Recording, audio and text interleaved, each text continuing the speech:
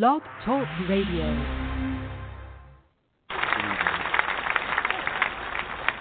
Thank you for coming together today to honour the memory of Joe, not just here in London and Batley, but around the world. Thank you also for the love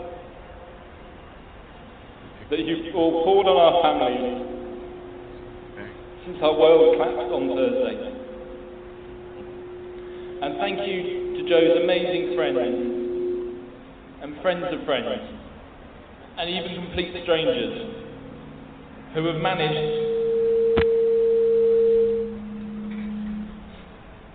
managed, despite your own grief, to organise all of this in less than a week.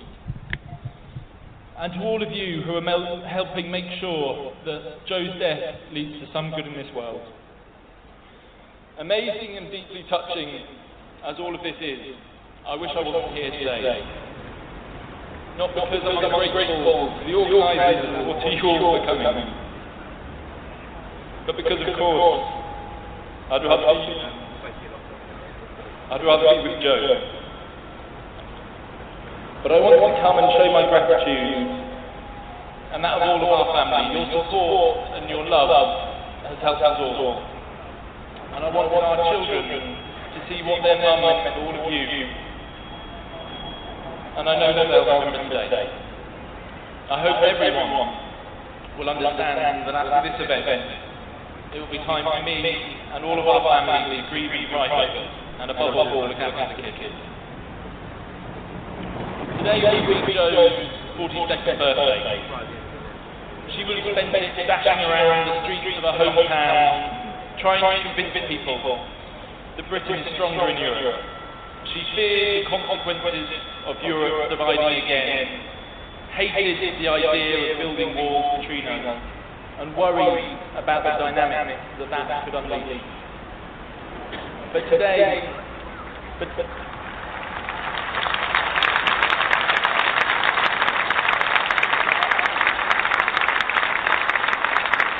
the British referendum on exiting the EU, called Brit-X, is going today on as a live event. This is Boston Red. Part of this program is a joint venture between Boston Red, our political program, the economics program, Numbers Man, and also our international program, BR on the World, with WBRN Radio in Boston and bostonred.org. Let me get the time here. It is 6:31. Make sure that I get this right. You'll hear this program about 7 p.m. It's 6:33. Almost 6:34 in London now. It is 66 degrees, that's Fahrenheit, in London. A nice day, so roughly we would have a little under 4 hours. The polls close at 10 o'clock. So it's been going on pretty much as one would normally have it to move in an election.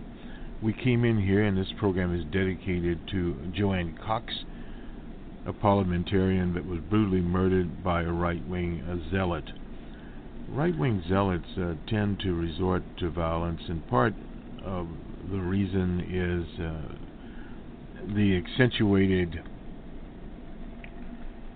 and pronounced individuality in these individuals. It's called in the U.S. ragged individualism that comes out, and of course when you have that type of climate, you will have these types of results, sort of like a little baby without his bottle in the crib, basically speaking. So this individual decided to take action in his own hands, so to speak, there, and that is what we got. And it's an unfortunate situation, but you tend to have it. Now, for those with, incidentally, GMT time, it is now 5:35 p.m. in London. Greenwich Mean Time. It's +1. They have daylight savings time there in London. Thought we'd get that item straight. We have some canned presentations after this on the election, but we'll review some of the papers and see exactly where we are. This is a historic vote. We're looking at the Guardian here as they look at it live, and some of the polling places. They have looked around the United Kingdom. In some of Northern Ireland, the turnout is relatively low. North Down is reporting 22% have voted there. Usually North Down, of course, is one of the lower electoral turnouts there. In Republican nationalist areas, Derry's turnout was around 11.5%. Overall, the election office in Northern Ireland expect region-wide turnout to be about 70%, much higher than you would have here in the U.S. That would be 15 points higher than what you would normally see there.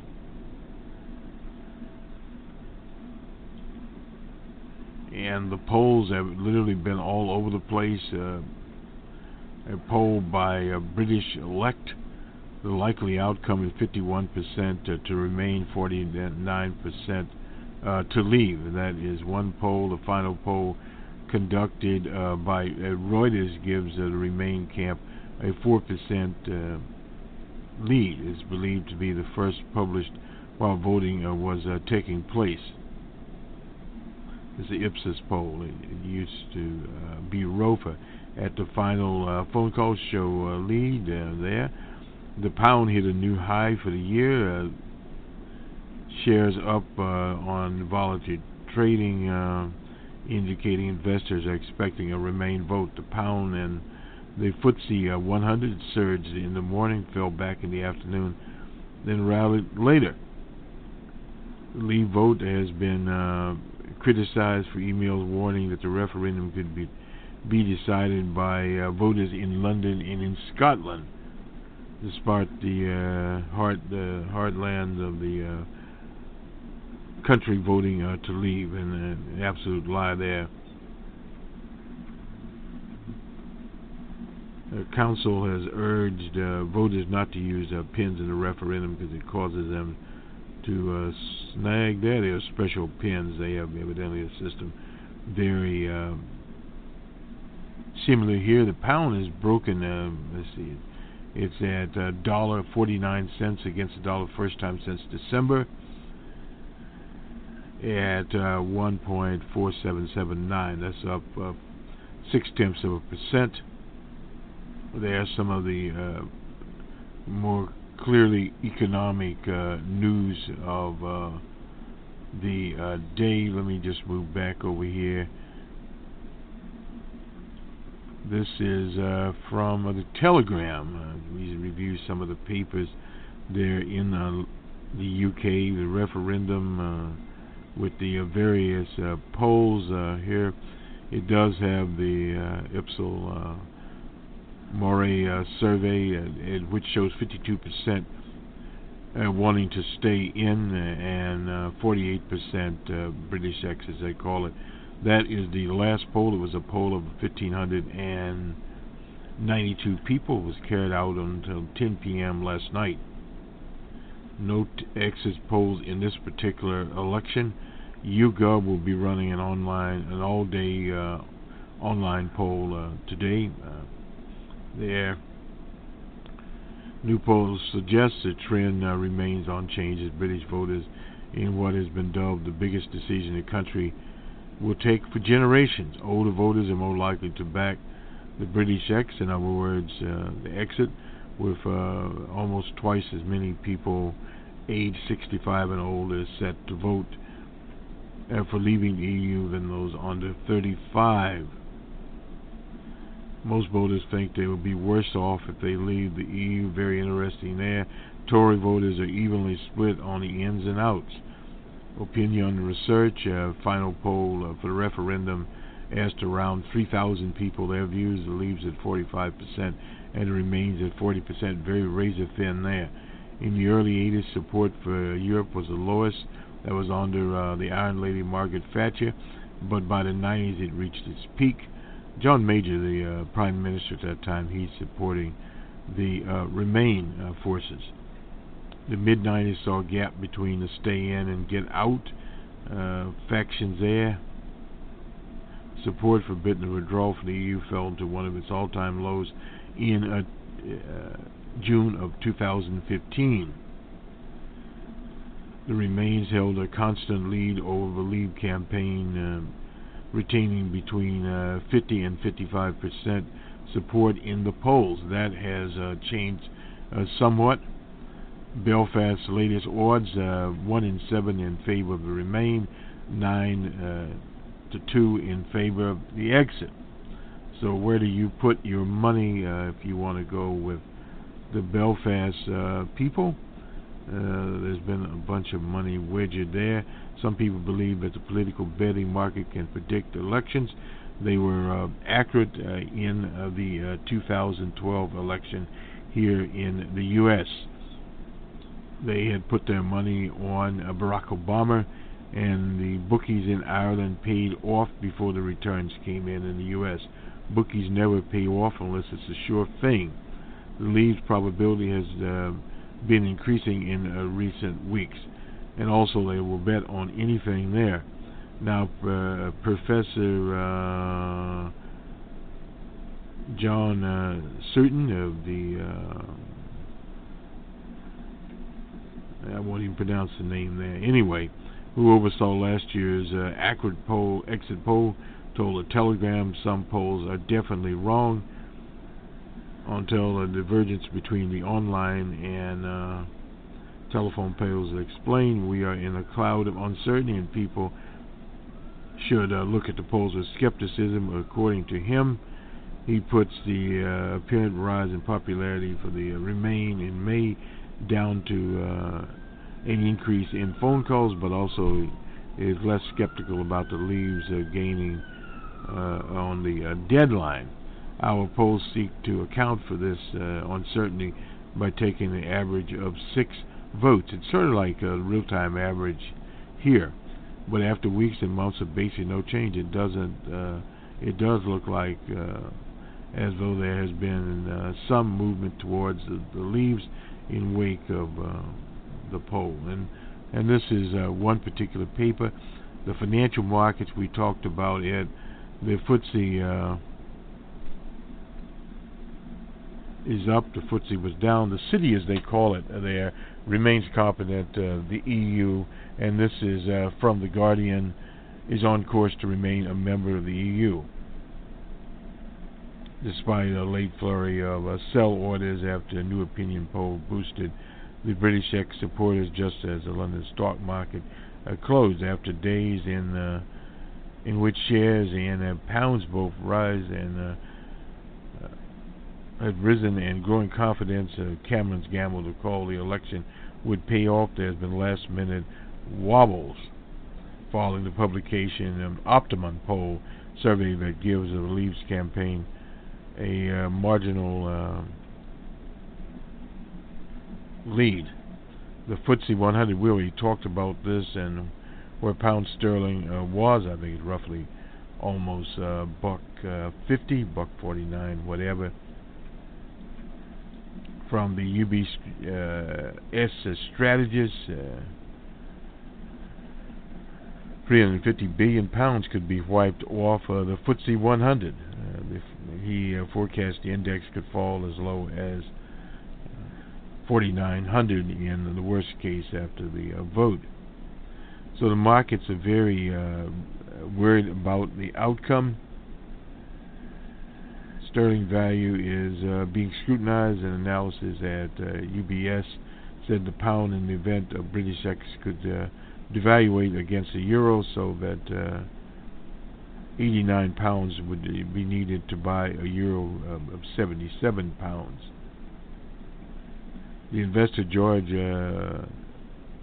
Soros sparked a debate by a warning and a commentary in The Guardian of a Black Friday occurring after the vote for British exit would trigger a 20% fall in the value of the pound, taking it to $1.15 and parity with the euro. Albert Edwards, a global strategist at the French bank Societe Generale, took issue with assessment, saying that it would be bad for the economy. Edwards says a research note to the bank's clients that the referendum in the value of currency would be as beneficial as it has been during a period of Black Wednesday. That was in September of 1992, when Soros predicted a speculative attack on sterling drove the UK out of the exchange rate mechanism there. Britain ran a current deficit account on trade and overseas investment at 5.5 of GNP last year. The budget deficit, the GNP gap between government expenditures and taxes stood at 4% of GDP. That's according to the Chancellor of the Exchequer, George Osborne.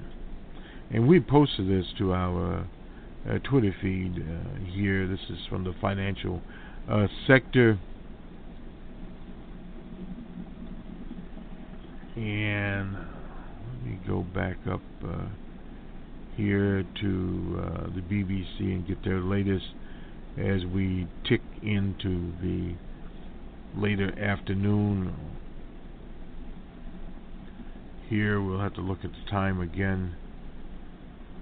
More general type of information coming out. Our pensioners are around, and we'll just go to the BBC main page. Millions of votes are being cast. Historic referendum is the BBC's headline here. It was 27 minutes ago. And on our marquee, on some of these outlets, you'll see what is going on here. A record 46,499,537 people are entitled to vote. Polls, of course, will close at 2200 hours British, I suppose what they call standard time. The referendum ballot paper asks, should the United Kingdom remain a member of the European Union or leave the European Union. Pretty simple there. There were thunderstorms in London and the south of England. Had to move some polling places around. And now it is sunny in much of the United Kingdom. Here, the referendum, of course, when they close, the venues have 382 local counting areas. They represent 380 local governments in England, Scotland, and Wales, plus one each in the north of Ireland. You can get coverage, incidentally, on BBC's Radio 5, starting roughly in a few hours here. Let me check the time here as we roll along, and we'll get we're moving on 6 o'clock here, London time, 5:49 London time. Actually, this is 5:49 GMT. Now we had London time. We are moving on about 10 minutes of 7. So we'll get that straight in our time period. Let me just throw in a little bit of U.S. news very quickly here. Supreme Court struck down President Obama's immigration order on a 4-4 deadlock, which meant it was blocked. The president called it heartbreaking. Supreme Court decision that will block legal recognition of 4 million long state immigrants, but insists it's only a question of time before lasting reform. Reaction there obviously was different depending on what side you're on. The Republicans, the right wing in the American country, are in favor of it. Now, it's an interesting parallel between the British X and the older voters there, pretty much from the right. Now, the Tories are split 50% basically down the middle. The Labour Party is supporting Remain, not as enthusiastically, but we look to Scotland, as I said, and there the votes in Wales overwhelmingly, and the City of London, where a lot of votes will come in. But it's effectively the same situation, the same racist elements in the society.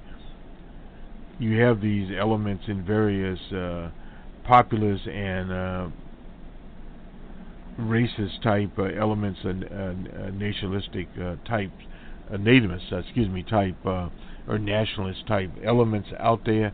Le Pen in France, in the UK, in Italy, you have the Northern League and various other fascist organizations. So the rise of Trump is not an unusual situation out there, period. And a little background on the affirmative action,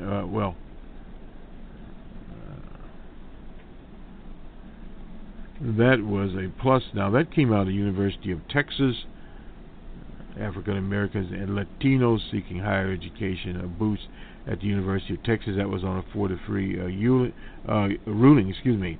Justice Kagan recused herself because she was at the time Solicitor General. Most students are admitted to the University of Texas, the Guardian here, for a scheme of guaranteed slot to Texans who graduate in the top 10 of their high school classes. But for a quarter of its intake, it considers race as one factor among many. Now, there are other socioeconomic. Justice Kennedy, the swing vote here, warned that the Texas program is constitutional. It may still be subject to further scrutiny. A lot of that will depend on who is on the court, period. So we'll see how that works out. Justice Kennedy read his conclusions, his 20-page ruling. Alito, his dissent, 50 pages in entirety. This, I think, is Alito here. UT's crude classification system is ill-suited for a more integrated country that we are rapidly becoming.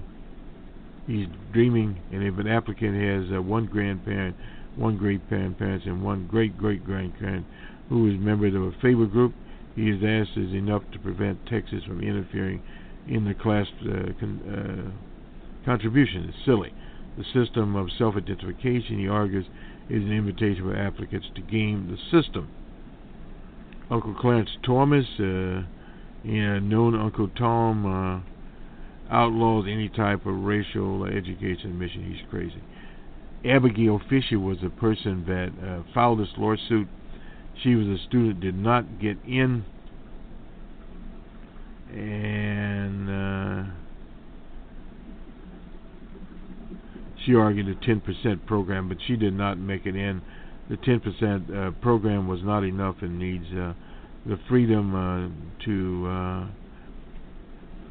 fill outcomes are there. It was an argument. And examples of this, of course, is in California and Michigan when they entered any consideration the number of African Americans and Latinos dropped. And in California, it's especially egregious in that the large Latino population is becoming a minority in California. That will change in California. Now, this Fisher case is up there in 2012, but it was sent back or remanded to a lower court, the Federal Appeals Court in New Orleans. It used to be the 5th, upheld the Texas admissions program and rejected Fisher.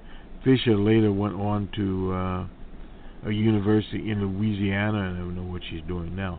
But anyway, this Bloom character, Edward Bloom, he was behind a lawsuit against Harvard and a lawsuit against the University of North Carolina.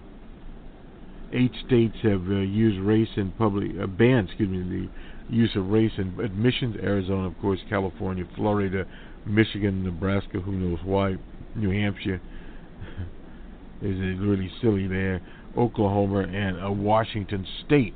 So you have those bans out there. Whether you ban it in consideration, in reality, in the society, it is ever present. That is why you have the Donald Trump coming up there. And let me take just one more look very quickly at the Guardian here, some of the newspapers we're using today. Incidentally, there's a sitting going on in the House of Representatives in Washington, D.C. And there, members of the House are sitting in. John Lewis, one of the veteran campaigners for human rights, is one of the leaders. He was in Selma, Alabama, and has been around a very long time. And we also got some news, more U.S. news here. Freddie Gray, death, a Baltimore officer, faces the most serious charges, was acquitted. This officer's name is Caesar Goodman, viewed as potentially the state's strongest case. And the state's attorney, Mosby, there.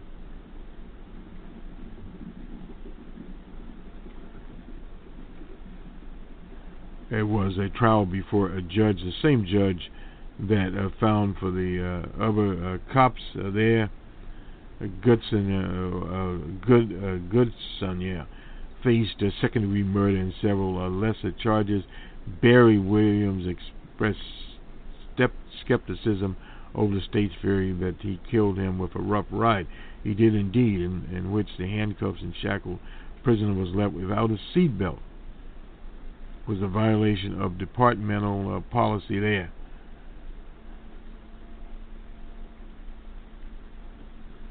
A very sad day for justice in this city of Baltimore and the state of Maryland.